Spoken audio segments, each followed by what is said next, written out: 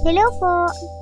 Bago po tayo mag-start sa tutorial, share ko lang po sa inyo ang bago kong tapping tool or modeling ball tools.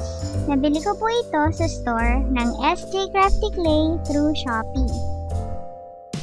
Buksan natin ang package para maipakita ko din sa inyo kung ano ang pinagkaiba ng sizes nila. Mas malaki ito kumpara sa dating tool na ipinakita ko sa inyo sa isa pang video na basic polymer clay tools plus tips.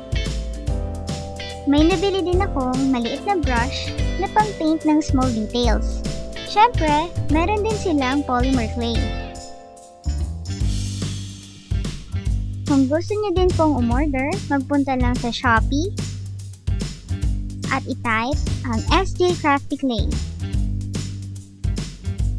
Meron din silang air dry clays, cutters, stamps, molds, clay tools, at marami pang iba.